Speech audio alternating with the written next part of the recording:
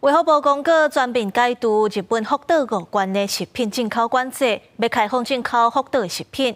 消基会表达不满，呼吁政府要加强检验辐射量，定期公告给民众知影。若发现有问题食品，就要随体温停止进口。卫福部4月4日25公告讲，解除日本福岛5关食品输入的管制，包含野生鸟类的肉、菇类、绿油菜等原地禁止的品项。采详尽管理，加上特批检验。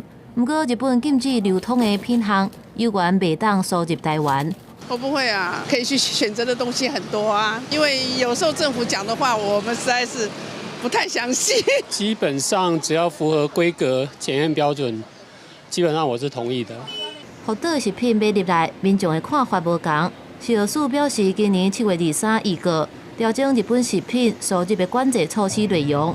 预告期间无特殊的反对意见，在确保食安的前提之下，以科学证据、国际标准做依据，搁再调整日本食品输入的管制措施。维持禁止日本国内限制流通产品品项输台，维持福岛5县所有产品输入时需检附双证，维持至日本所有输入产品需检附产地证明。